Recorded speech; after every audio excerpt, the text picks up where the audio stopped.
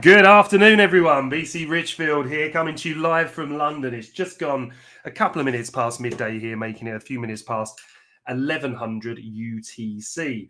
A really big shout out to all of you joining the stream live today, and as well as all of you that are watching on recording. So, happy 27th of August, everyone. We are through today on Wednesday.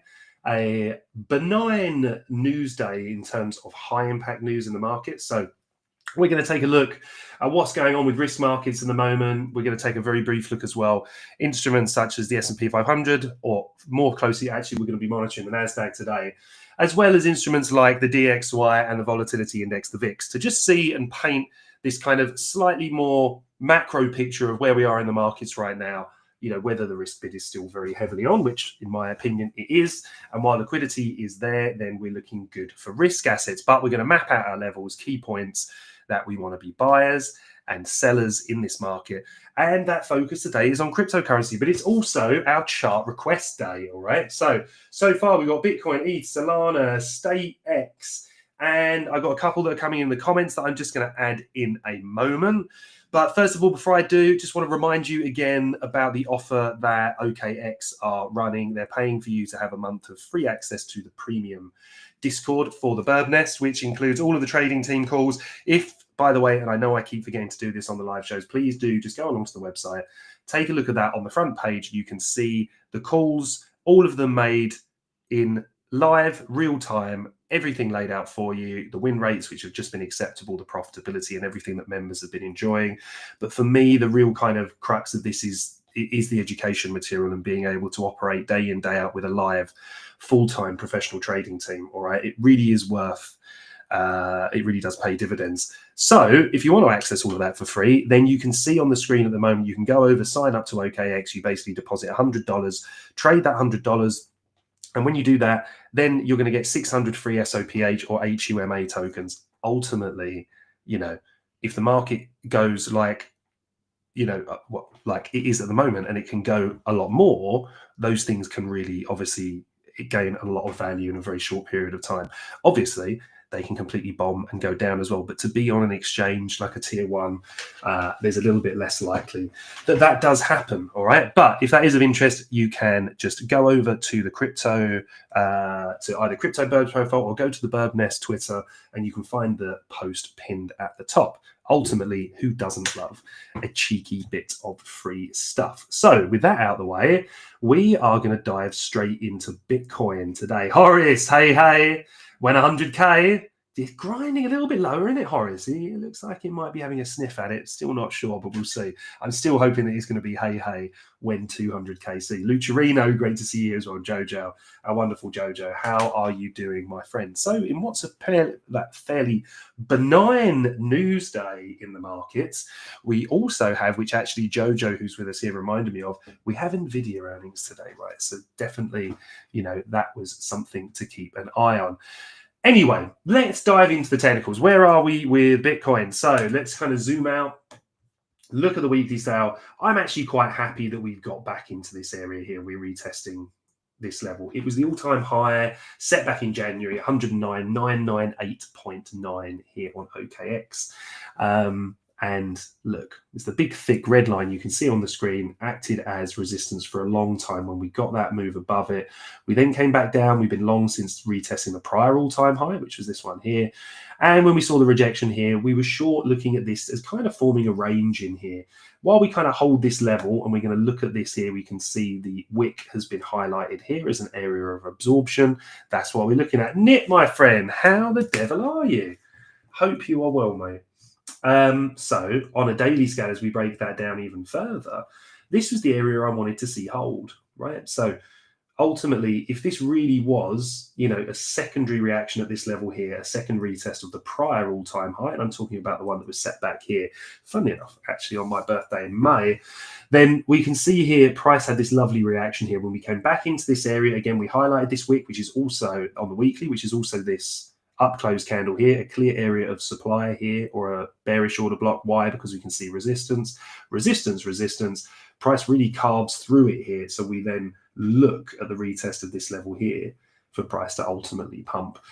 So when we re-engage with this level here, I don't want to just randomly long this. I want to see liquidity taken from the lows, which we got here.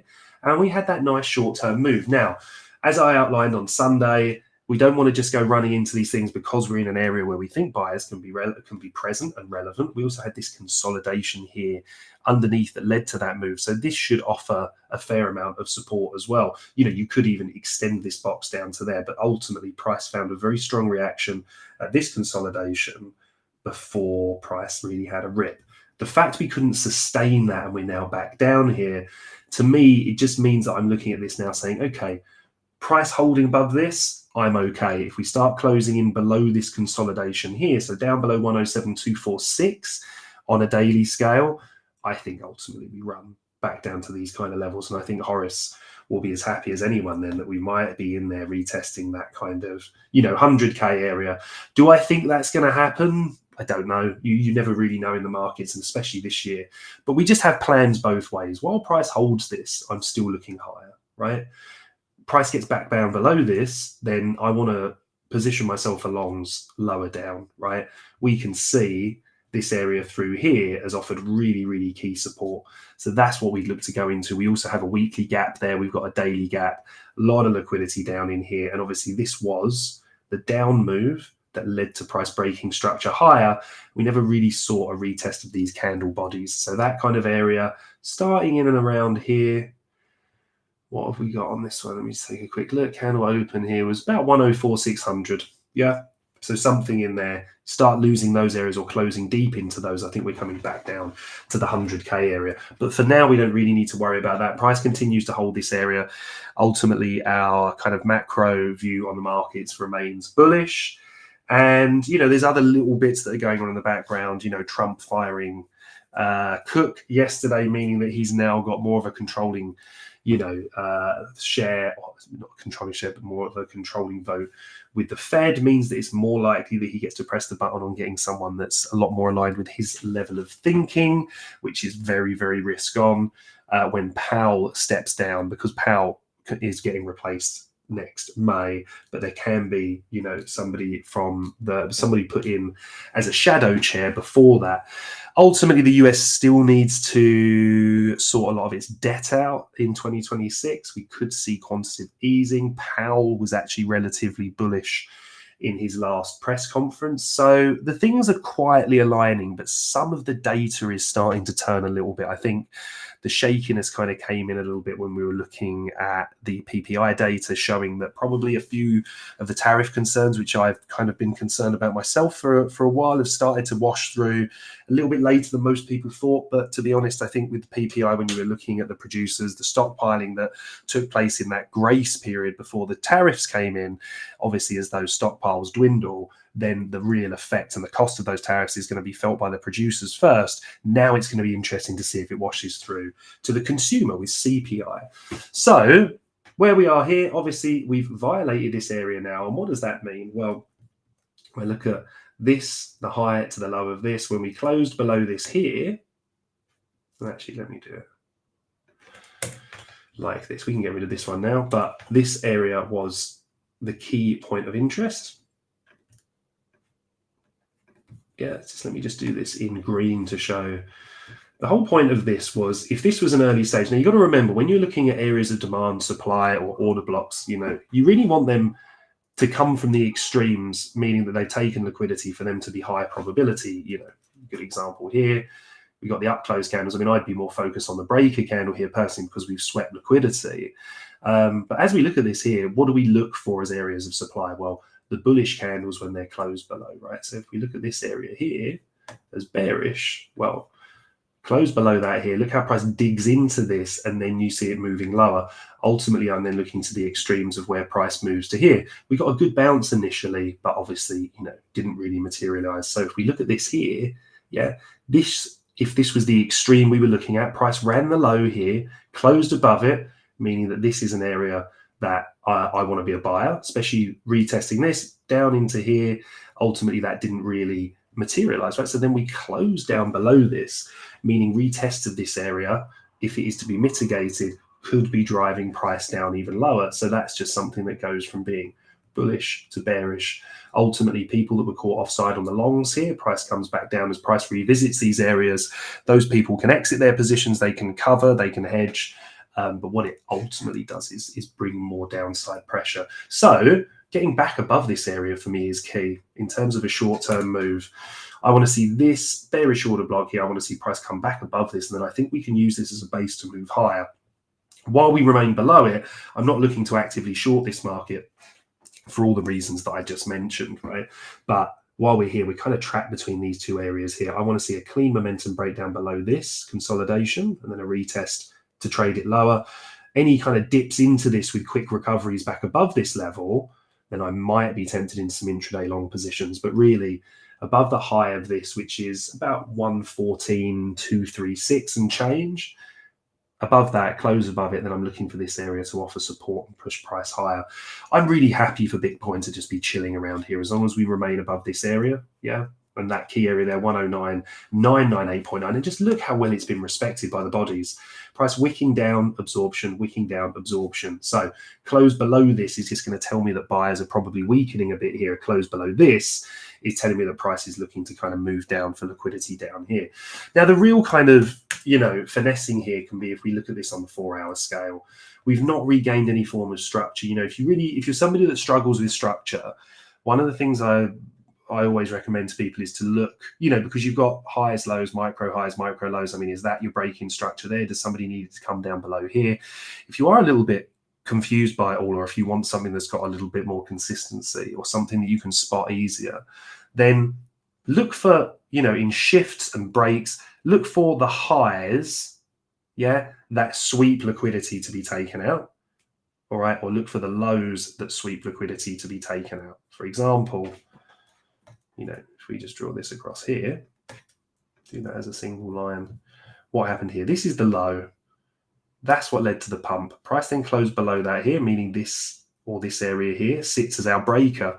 So when price closes below it here, you then see price start to dig into this. You would then want to find your bearish order blocks, gaps, or anything that exist in this area.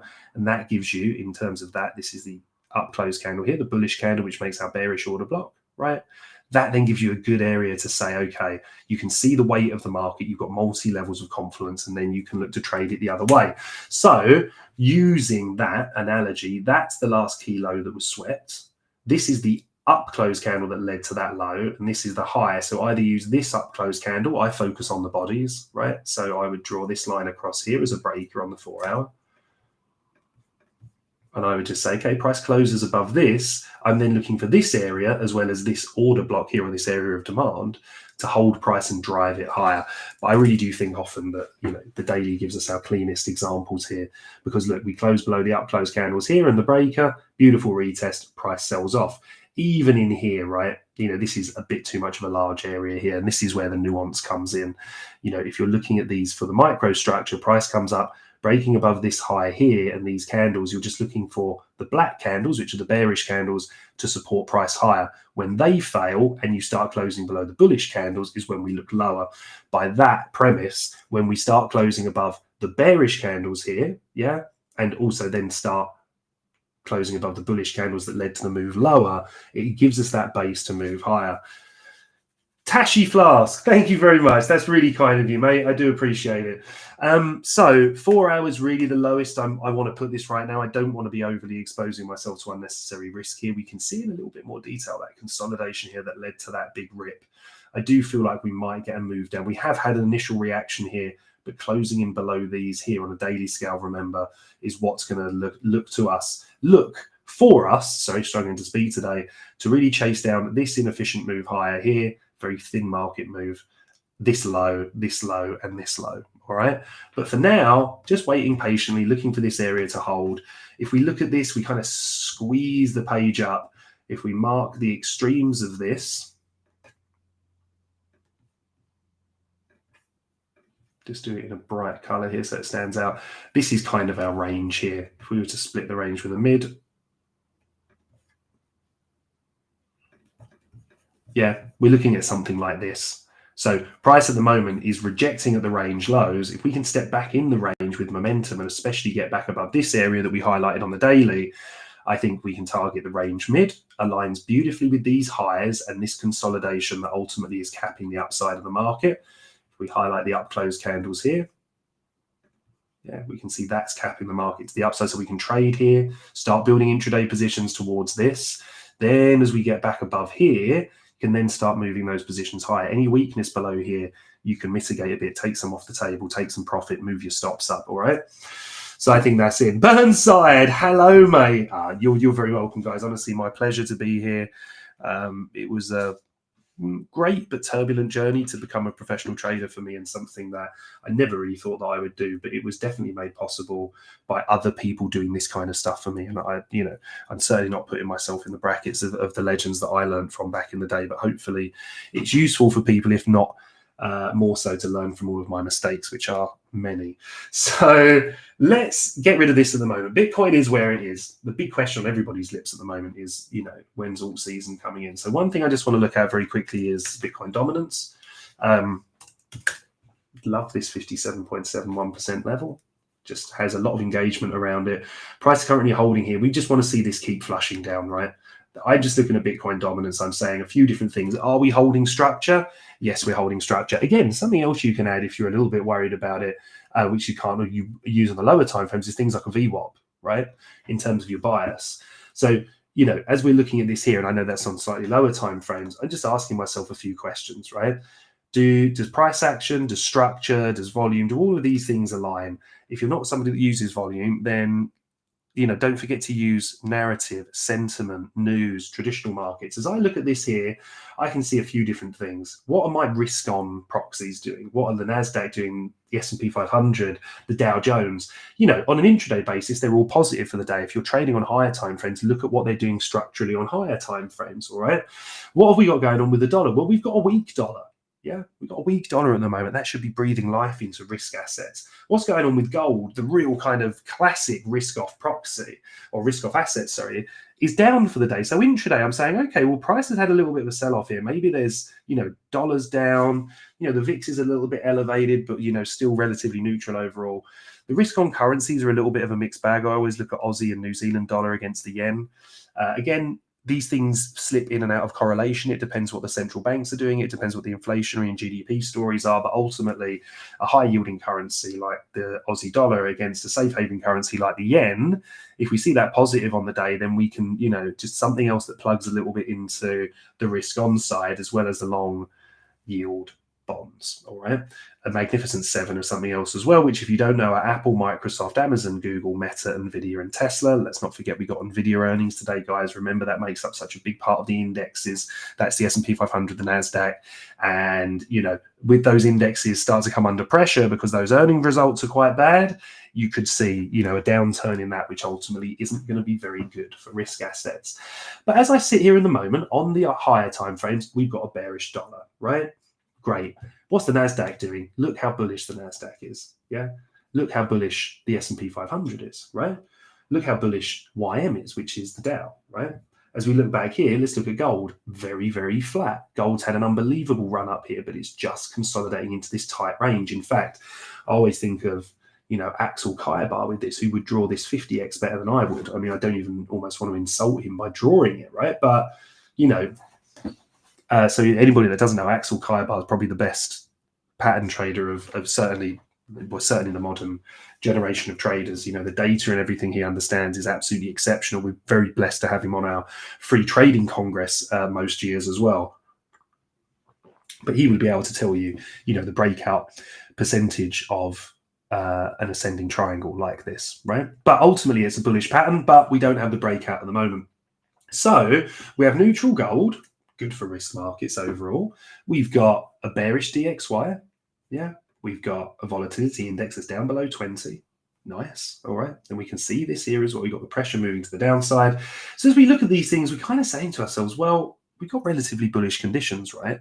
You've got the money flow is there, you've got a risk on environment, you've got a very risk hungry president, you've got the Federal Reserve who are starting to turn dovish after Powell's comments the other day, poly markets pricing in the rate cut for September even higher. So we're now looking definitely more likely to go up than down. So I now need to just understand and decant how that works into risk markets. So as we look at something like Ethereum here, and these are some really key levels for me on Ethereum. Why resistance, resistance, resistance? This was the consolidation that led price lower. Resistance through here, strong resistance here again, resistance here again. What happened? We got that lovely high momentum expansive move above it. We then look for the retest to long. However, we're also very aware that back here we're battling with this. So while we've got a new all-time high over here, we're still very much at the mercy of that all-time high until we can close above.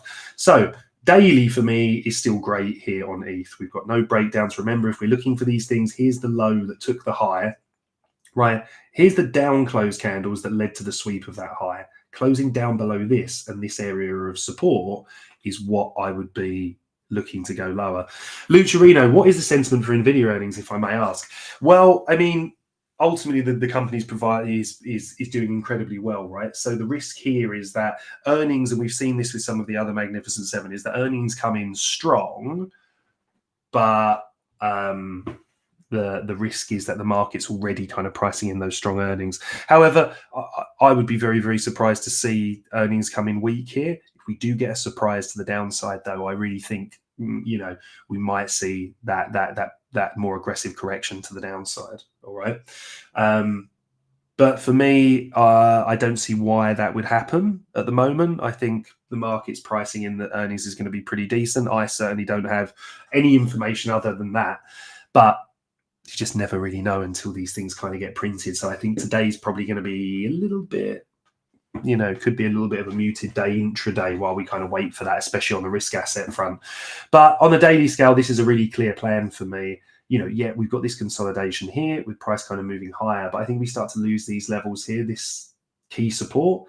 I think this looks like a really nice level for it to come back down to. We've got a lot of historical evidence that this has acted as a key pivot through here, right? If we look at here, support, right? Price a little bit messy through here, but I don't really mind about that when you've got this much kind of interesting and clear data. Support through here, support through here. When this was lost, retested, sold off, retested, sold off, retested, sold off, closed above, support through here, retest of the underside, price selling off, deviation, impulse move lower, retest lower, yeah? Down to here, retest lower. So we've got these nice ranges kind of marked out here. And at the moment, while we kind of hold above this one, this is the range I'm interested in trading, which is roughly kind of, let's look at this here. This is like about 4109 up to 4877. However, on a 4-hour scale, we can see what we've been looking at through here.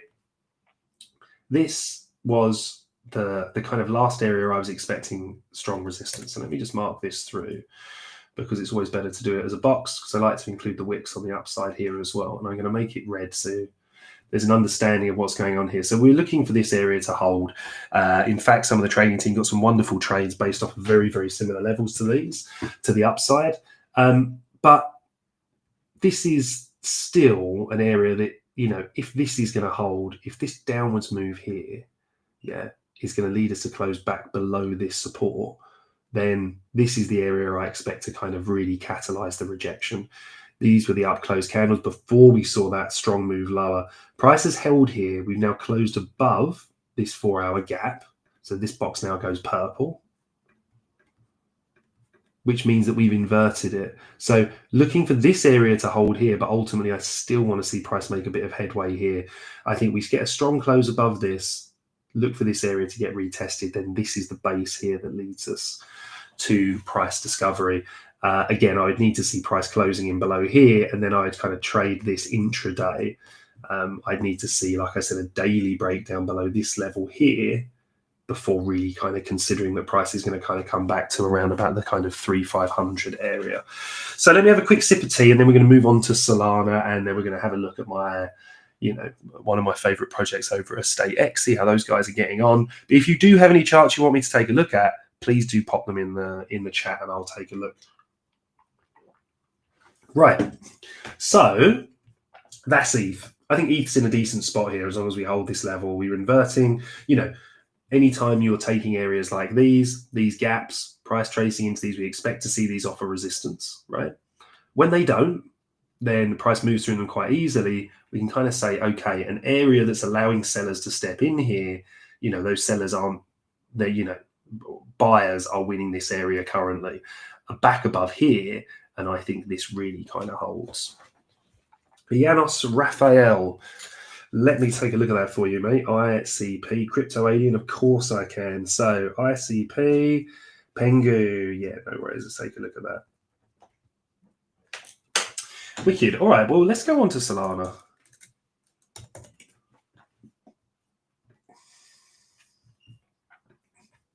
Right, so here's our plan from last week. So let's take a look.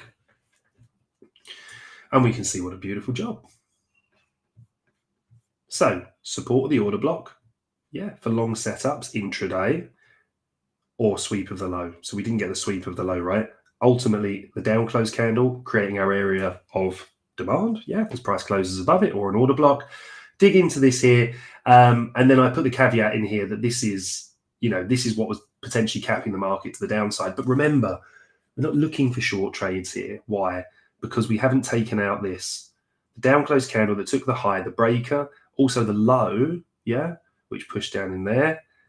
Who is this? Is that you, Kodak? You legend. If it is, it's Cordium, another Polish legend that I get the pleasure of working with. So down close candle, price moved high, didn't close below it, right? We had a shift in microstructure here because of this low, this high, and then price moving down. But we're not taking out the key levels. Ultimately, that held as support. For extra confidence here, what are we looking at?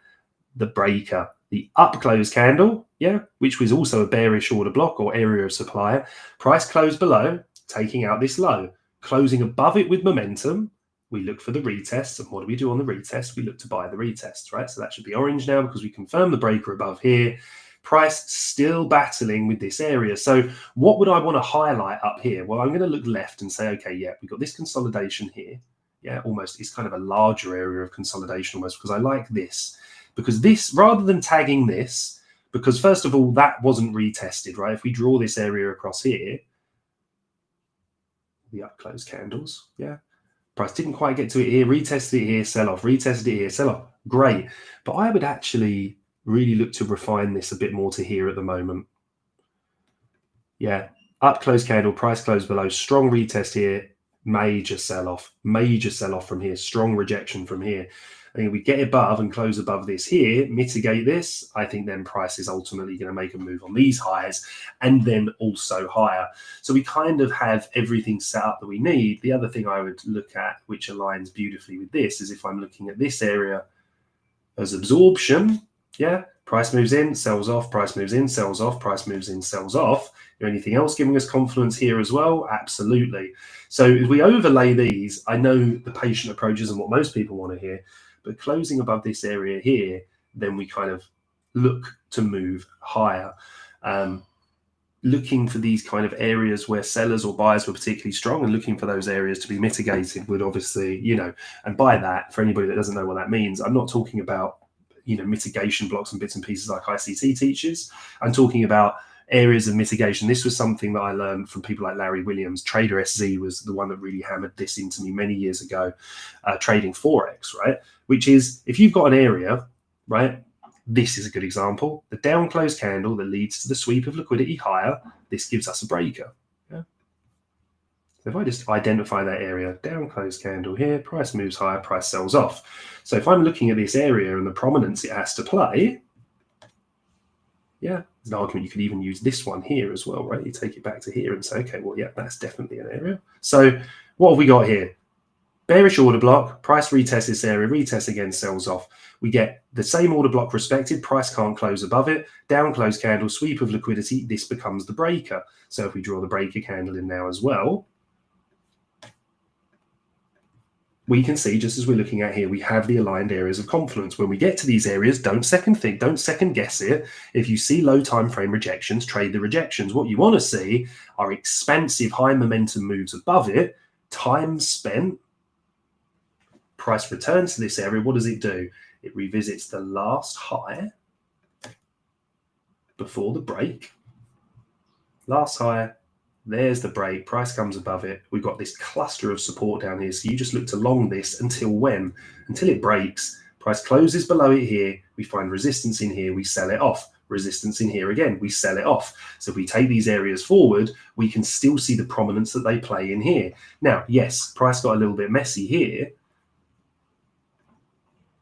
But when price closed above that here and found rejection here, this is where I wanted to be long, right? Now, let's not forget, and this isn't using an excuse, you're looking at a lot of other factors that come into here. We deviated this, came back below. So now I'm looking for that area to offer resistance. When we close through it, look how it's done its job as support again. Now price is kind of just trapped between these two. So I want to see price back below this for cheaper or above it to buy. Ultimately I'm buying at a premium there, but I've got the benefit of confirmation. If I do that, and this is a major breakdown, I've got fixed risk, so I'm out 1R, no problem, but the market's giving me some great information that we're probably chasing down some of these lows before we move higher. So we're going to leave that on the chart there, ready for next week when we scrutinize this further. But ultimately, yeah, I think this looks basically a little bit range bound at the moment. I think what we want to see here is we've got all the intraday catalysts we need to be long here, but price above these areas here, yeah. Get through this absorption, get through this area here, mitigate this, and let's draw it on so we've got something that strong move higher and then retest of this area for buying. All right, let me show you what's going on over at Estate X. Anybody that's been on these shows before will know how much I absolutely love that. Cordy, what have you got for me? Did you saw Crow after yesterday's news? I didn't, mate, no. I rely on you wonderful degens to keep me engaged with stuff like that. I'm just a simple trader, you know me. So as we look at this here, there's loads of levels that I've actually removed on this here, but we were buyers at this gap. We were buyers at the breakout down here. We added that. I have done, this is my personal investment. I'm adding this to spot bags consistently. And it's just, it's paid dividends as we've gone through it. Buying these dips here was absolutely fantastic. Buying this dip here was great. Now with this one, yeah, like I said, down to this area, this for me is a buy zone, as is the retest of this. The fact this is holding up so well, when you consider that, where are we here? Friday. Yeah, price held really well over the weekend. These big candles are still to the upside. Look at the expansion candles here, here, here, and here. These candles to the downside are smaller. They're grinding. There's a little battle going on at the moment, and that's where we want to be. The real burn, yeah, certainly, mate. Opportunity T-Fuel, yeah. TFU, perfect. All right, so let me have a rip through this. So, there's a very, very good reason. I'm just going to say again briefly for anybody that hasn't, that hasn't had this explanation for why am I so interested in this project. Well, I'm not really a degen at heart. I hate to kind of disappoint you all. I know it really does when people kind of hear it. I'm a trader. Ultimately, I'm a simple creature. I trade all markets, traditional, legacy, etc. Right, and obviously cryptocurrency. But as an investor, as a trader, I don't really care what the ticker is. If I've got the fundamentals, if I understand the news, if I know the risk on, risk off profile of the instrument, then I'm willing to trade it. Also, things like liquidity, volatility, etc. And that's my world. As an investor, I need to have a link with something I have a greater understanding of. I wasn't brought up in the real world of technology. I didn't even have a mobile phone really growing up, right? Technology moved a lot faster when I was in my mid to late 20s. So ultimately, I was kind of that last generation that didn't grow up directly plugged into that. So I'm not somebody that really knows a great deal of code, etc. Unlike people like Cordy, who are on with us at the moment, and other people that we've got at TBN that really do understand the technology side of these products as well. And I learn a lot from those guys, but ultimately it's never going to be my area of expertise. So I lean on people that I trust, and then I put that information through my own models to make a decision. Why do I love Estate X? Number of reasons. One, they've got one of the best teams out there in the environment. I've met them all over the world, and they are just absolute hustlers. Never, ever, ever downplay how important that is, how much these people believe in this project, the sacrifices they're willing to make themselves to see that this meets success. They're the kind of people I want working for my money, right? The second thing is I know the property game better than I know others, right? Having a successful property development firm, having a successful company in London that was building a lot of public sector buildings and some private sector as well. It's something that I've understood is ripe for disruption, right? I haven't really had the ability to be part of a project that's ripe to disrupt it because life has taken me elsewhere. But I know damn well that a multi-trillion-dollar industry that's basically had no disruptors for a long time, when a company comes around that really can do that and convince you on every level that they can and have partnerships with some of the biggest companies in the world in that space, I'm paying attention. And the basics of this, and I really want you guys to go away and look into this. The company is Estate X. Please go and dig into it. But, the thing for me is then how do you bring that to the people? And what they've done so exceptionally well is they allow people to invest in properties in a tokenized way that allows you to just own a very small percentage. Ultimately, property investment has really been something reserved for the elite, certainly the wealthy at the least.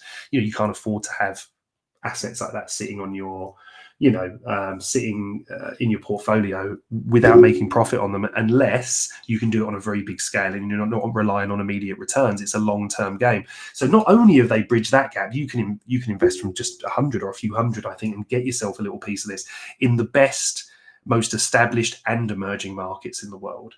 It's the fact of just how well they've understood this space and bringing buyers into it, and it's something that's just got so much more upside to it. So that's why it really excites me.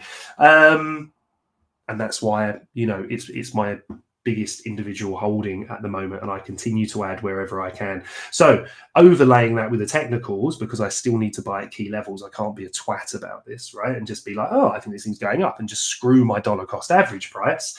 I'm looking to add aggressively down here, and, between you and I might have snuck a little bit in here because, there's no point putting these things here if you're not going to actually do it. If the market's flush risk for a while, then happy days for me, because as an investor, it allows me to buy cheaper. And this is a long-term horizon project for me. So just massive kudos to the team over there and everything they do. This has been a really, really good one. I've had some wonderful messages. Sorry as well. Thank you. A lot of you have been messaging recently saying, buying in on these dips here and here.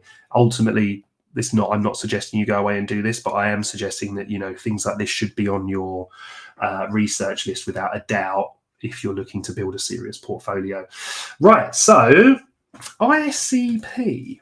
Let's have a look at this one, mate. Let's take a look at this. Internet computer. Just absolutely love this. For ages since I've seen this one. Let's take a look. Oh, the CIP. Just wonder if we'll have enough data on this one. Try and keep them on these if we can, because it keeps us honest, right? Right, weekly. What are we looking at here? Interesting prices. Obviously, key consolidation here after a pretty nice drop. If we were to take this out and kind of put it across from the consolidation point to here. Of course, sorry, because we're on the crypto charts, but you would see from a volume perspective, this thing's kind of sat within a pretty nice range at the moment. So within that range, kind of saying to myself, all right, well, what's capping the market here? We can see clear downside absorption here. So first thing I can do here is just highlight the wicks to the lows and the highs, right?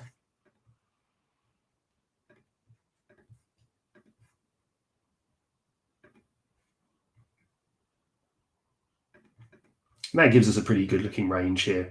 Normally you move these backwards, you see that there's other kind of engagements with it as well. But looking at this for where it is at the moment and the fact it's taking on the market data that we're discussing, then that's what we're coming in here to have a look at. So a nice breakout and retest of this area for buying, or looking for aggressive entries if we start driving into these lows, right? On a weekly scale, obviously. It depends whether you're looking for this as an investment or if you're looking to swing it. For example, as we move on to this time frame, we can see on the daily, the range looks even more prominent here. Yeah. So once we had the breakdown, 1, 2, 3 retests here, If you were just selling this box and buying this box, you're not doing too badly at the moment. Sell opportunity there. You've got another one in here. Obviously, you can break this with a midline as well, which you would see would sit kind of round about here. If you take the internal range, beautiful midline through here. All right. Now, I would be looking for buy opportunities down here. Yeah, as we test back in here, either from this low or this consolidation here that led to the move higher, or I would want to see clean breakouts above here. If we kind of look in here for what's capping the market on the 4-hour scale, I'd be looking at this up close candle here. We can see it overlays this perfectly. If I just do that in red so it stands out a bit more, resistance, resistance, resistance, resistance, currently resistance. So what we want to see in terms of this is a nice breakout above this area here, aggressive entries. Obviously, you want to see a daily close and then pullbacks here for buying. If you're wrong, or if I did this, for example, and say we got the breakout from here, I enter a long position here, price comes back and takes me out, but comes back in the range, then that's absolutely the trade that I'd be looking to take. All right. High expectations on NVIDIA. Yeah, here's Jojo. Jojo's very well plugged in with that stuff. High expectation on NVIDIA earnings. I mean, again, as well, the market's not really given us any reason to think that there won't be. It's just been such an absolute Goliath. So ICP with that one. I mean, the daily's so clean here. If I wanted to be super aggressive, I'd be careful here because, you know, ultimately, if you're looking to take trades around the middle of a range, there's always a lot more chance you get caught up in some noise. Prefer to trade the extremes because if I'm looking to short this and price breaks out, I can say, okay, well, then I can flip my bias long. If I'm wrong about the short and I'm also wrong about the long and price climbs back in here, I've lost 2R, but I'm pretty sure I make that up, you know, trading the range when it comes back into here. So yeah, I don't really need to drop this onto a 4-hour. Also, my good friend and just a magnificent trader called Follis, who, if you don't know him, you've probably been under a rock for a while. But if you don't, make sure he's on your list. He's a really, really good person, an exceptionally good trader, and just the kind of person that you want to learn from, right? So Follis would say, don't diddle in the middle, which still just makes me giggle like a child, especially the way he says it. But it's true. Wait for the extremes to take your trades. Yeah, if you've got clear area where you can see absorption, where you can see buyers stepping in, you can see sellers stepping in, wait for those sellers to be overwhelmed and buyers to take control of the market to long it, playing the breakouts. If you're wrong and you deviate and step back in, you can short that with fair confidence. Or look to be a buyer at the lows. Watch for those liquidity sweeps, you know, engagements at key areas, and you just improve your chances of success overall. So I'm just going to actually leave that there on ICP. I could break it down onto a 4-hour, but in truth, anything when we've got this daily lined up in front of us would be a little bit overly aggressive. Let's take a look at Pengu.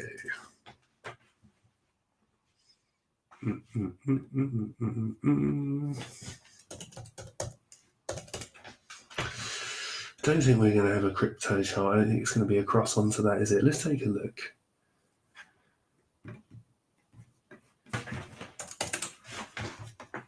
So nice staircase pattern at the moment. Initial kind of sell-off on the listing. Again, look for these kind of areas where you see these consolidations, price then stepping in, holding a bullish gap, shifting structure to the upside. Remember what I said to you as well, look, the high that swept the low, we don't quite get the retest, but that's when you've got a good structural shift, especially if you've got momentum like that with buyers stepping in aggressively. And then if you've missed that kind of move here, what I would be waiting for here would be this. Again, close above this area.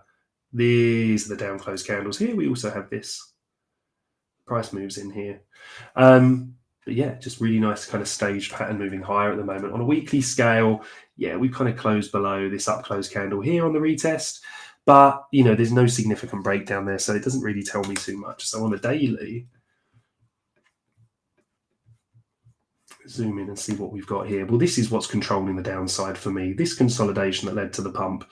You can either focus in here on whether you're looking for down close candles, closed above, which I am. So if I embody all of those, we can see currently this is holding as nice support. So now I've immediately got a plan, right, and a narrative. So while we hold this here, I think this probably looks quite good for longs. We can look for how we can find extra confirmation in here, all right? Close below this and look at this retrace here, this inefficient move. This could drop quite quickly. And again, if you do something like this, price retest, you go short, that short doesn't work, and you get back above here, well, then this is the deviation. You've now stepped above, and then you can long with a little bit more confidence from here. I do like seeing kind of sweeps of liquidity, so I would prefer to see price taking this out. So something like that, for example, than to just kind of long from here. But ultimately, we're in a buy area, worked well here, didn't work so well here, worked well here, worked well here. Maybe it works well again here. But if we look back, yeah, this move here took liquidity from the low. This move here, the origin of it took liquidity from this low. So it would be good to see price do that. But ultimately, we're just down in this. So close below, look to short. Or we could, if we're keeping this on a daily scale, realistically, a close above here would set another area of demand or a bullish order block, and then we can chase down these highs. But if I'm looking for what's capping the upside, if we do start to get the runners from here, well, probably a little bit more focused on these.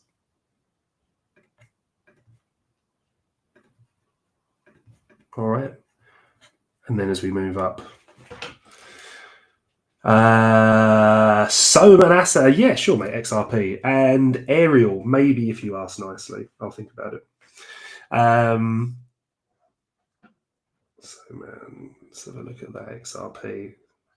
Yeah, funny enough, XRP, good old Ripple. So again, kind of in this area here, I don't think this is for shorting down here. I think as long as we keep everything aligned, then we hold this. I think if we break down from here, I think we could easily retrace. I'd be kind of focused on this consolidation here that wasn't retested. So let me just draw in this top line here.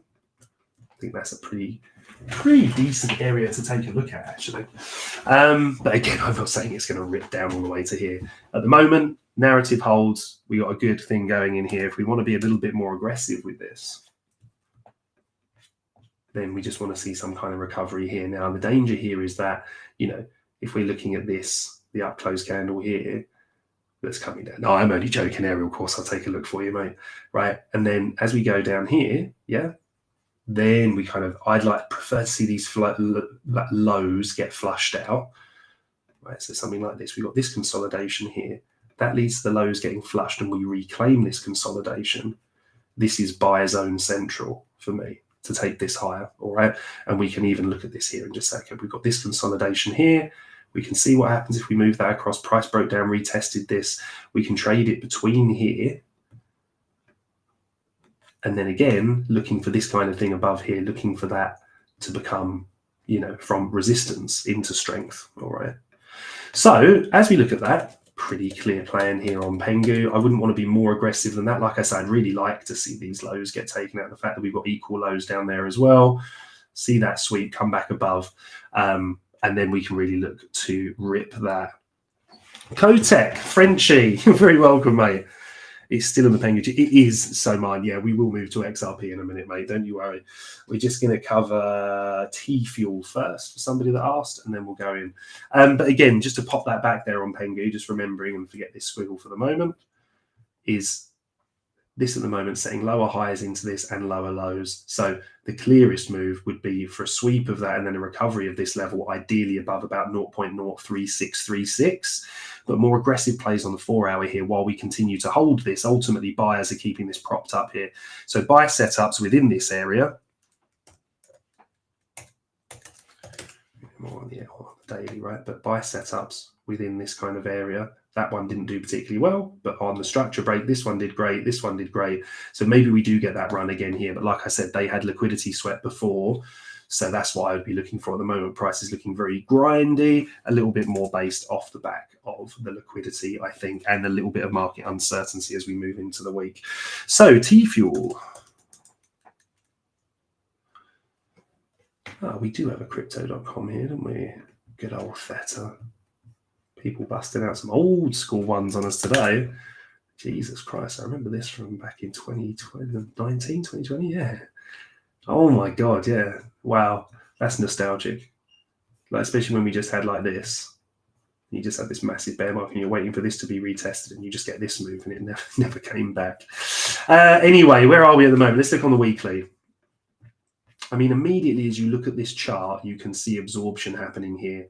What do I mean by that? If you look at this chart and you squeeze out, is there an obvious place all of this is getting rejected? Not really, because these lows are quite low. These highs up here aren't, there's nothing really level. I mean, you could pretty much just draw a box across these wicks. Yeah. Why? Buyers stepped in here, buyers stepped in here, buyers stepped in here. Lowest liquidity is below this. If we see these areas run, first of all, you want to see a strong close below, big body candle, and then a retest, ideally with gapping, yeah, and momentum through that low to just show you that those buyers aren't there anymore, right? Then when we come back to it, we didn't. Good support here, good support here. So as I look at this, I'm then looking left and I'm saying, well, where does that come from?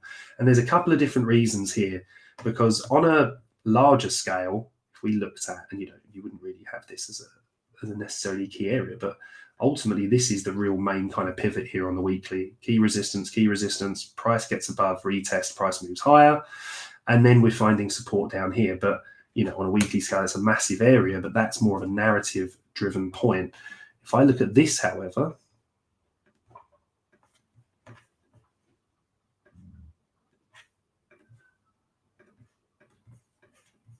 that's the key area of demand here that led to this move higher. Price retested this area, buyers stepped in. Retest, small buyer stepped in, ultimately came back from the low, led to this lovely move higher. We've seen a smaller bounce here and another smaller bounce here. Price is starting to stick to this level a little bit, which in my eyes means that it's more likely to run liquidity below these lows. So on a weekly scale, the way that I would look to play this is I would be looking for price to get above this to start with, which is an order block, right? But it's not confirmed until we close above. So you want to see that close above, retested, price move higher, or ultimately price flushing out some of these lows. And I think it's probably a little bit more likely. But if price starts to run away from here, we can see locally within this area, we have a beautiful point of mitigation. If you look at the consolidation through here, if we wanted to be super safe, look at this aggressive move lower. There's nothing to stop price really here, just an attraction from the liquidity left above these highs. So the safest play on a weekly scale would be closing above this and turning this into support, right? Do that in red just to show that's resistance. But we've got a lot of room within here, and again on the daily scale you can see the part that this has played. I'm just going to get this off the chart for a minute just so that we can make a kind of more detailed daily plan, and this as well because it hasn't yet confirmed. So if we are indeed going to just find support from here, then what do we need to see? Well, we need to see some conviction and reasoning as to why. Now we have just swept out this low, right? So what we're looking for here is if this is the up candle that led to the sweep of this low, and if this really is a point that price can move higher, then quite simply, up candle, price sweeps the low. And you can see it's a very minimal sweep, right? I can see a strong move above this, retest of it, and then to long it from here. Like I say, the way the price action is kind of grinding down into this, it's holding this area, but I think there's a little bit of a likelihood that price does kind of jab in and then move away. What you want to see are these kind of reactions here. See how it's like a V-shaped reaction, like my terrible analogy about hot water and cold water. Pan of hot water, you put your hand in to get a coin at the bottom, you have to pull it out pretty quickly because it's boiling hot. Water where you kind of don't get that, price kind of just meanders in, probably means you can move deeper into the pot to really grab that coin. Here, not really seeing a key reaction at any level, so I would need to see this as a minimum, but I would actually prefer to see some of these lows get swept out and this area retested here. So T-Fuel, solid plan, back above this, look to build some long positions higher, or sweeping these lower and then looking for this kind of setup, but from down here.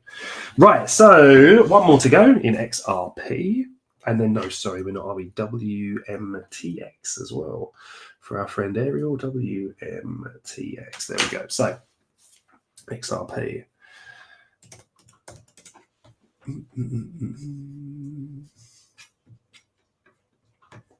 Loads of old TA on this, so let's just take a look at what we can get in. The real Burton, you're very welcome, mate.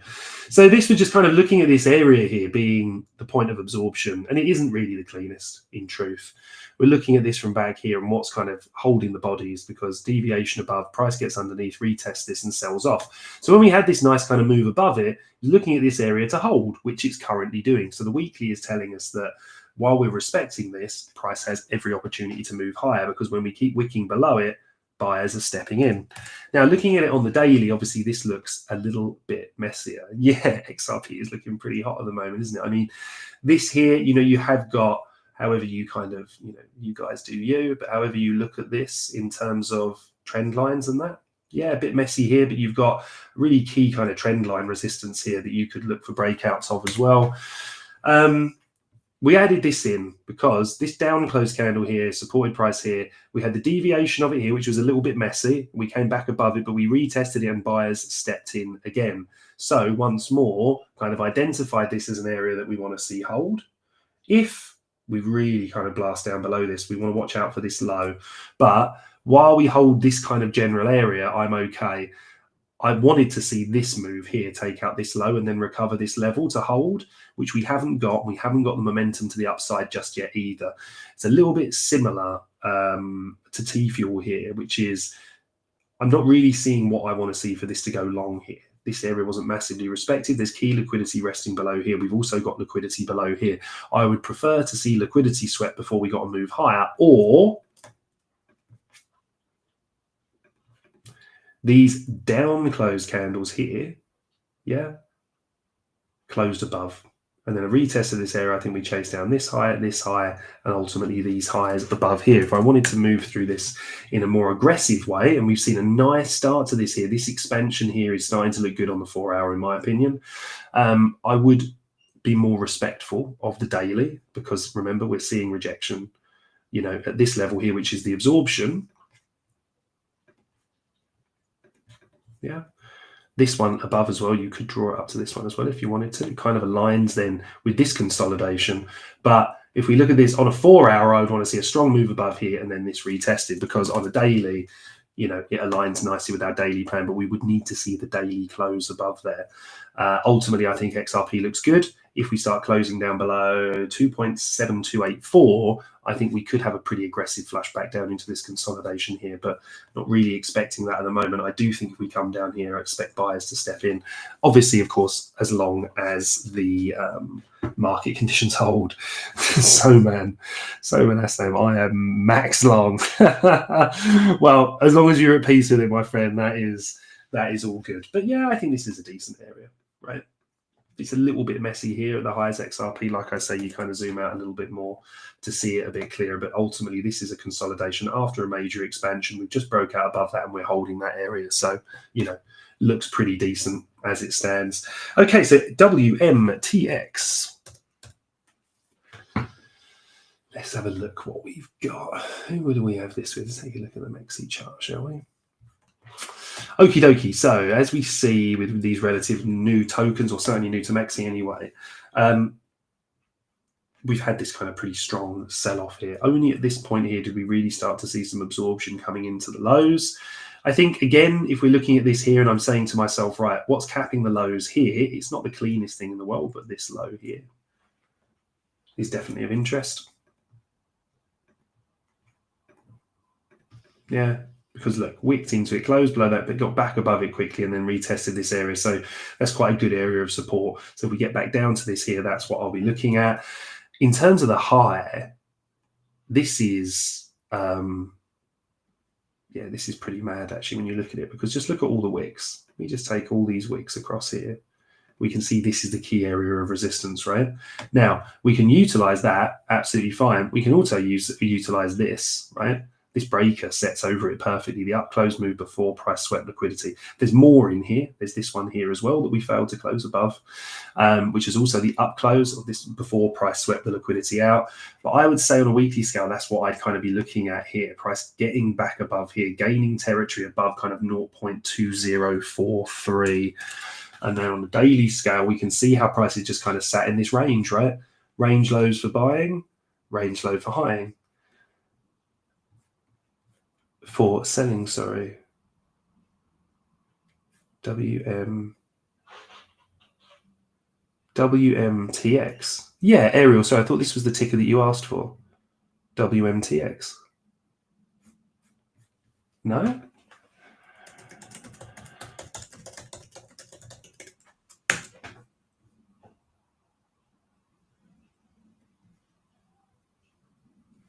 Interesting. This is World Mobile Token, right? Surely. If you've got a different ticker, mate, throw it up and I'll try and take a quick look. We need to be finishing the show in a minute, but throw it up and I'll take a look. But ultimately, this should be World Mobile Token, I think, WMTX. Yeah, World Mobile Token. So we're kind of sat in this range at the moment. This is kind of acting as resistance. This is acting as support. So again, breakouts of this will give us our best opportunity to long this if we deviate and step back in. And then it was down 0.9. No, I think this is the one. Yeah, no, not 0.9, unfortunately. 0.9 would be nice. So you mean in terms of like the launch price was, well, this is Mexi, right? So there might be more data elsewhere, mate. But in terms of this play, yeah, probably just a little bit less data. In terms of the play, I think longing from these lows looks pretty good. Seems like buyers are willing to step in here. And, you know, in truth, kind of shorting these highs. But while we've had this expansion, I was looking to kind of add this to my portfolio. I'd look for kind of a break above this area here to kind of move this down a bit more specifically onto the low time where we can see this encapsulates the breaker very nicely. But I kind of also focus on this area here. This is the up move here that led to price selling off, retest, sell off, retest, sell off, retest, sell off, retest, sell off, retest, sell off, retest, sell off. Get back above both of those sellers that are very strong here will almost certainly turn into buyers if they can't force the market down. So this is where we could see that explosive move to the upside. That's definitely what I would be looking for there, mate. Anyway, guys, thank you very much for joining me today. It is always a pleasure to be live with you all. I don't have the counter on my on my streaming software today, but we've been getting about, you know, at least 2,500 people, sometimes up to 4,000 or 5,000 people live. So a really big shout out to you all. Thank you very much for joining and listening to me ramble on. Please do trade safe. Keep your eye on the news for the rest of the week ahead. Yeah, if you've got any questions, you can always reach out through Twitter. And if you want to know anything about more about myself or what we do over at the Bird Nest, you can find all the information down in the description. Don't forget as well, ladies and gents, about the OKX offer. Everybody loves free stuff. You can find it pinned to the top of the Bird Nest profile and then go and have a look at that. Again, if you've got any questions, you can always reach out. All right. Wishing you all a fantastic week ahead, a wonderful close into the week, and even better weekend spent with family. And I really do look forward to seeing you all around the nest soon. Thanks a lot, guys. Take care.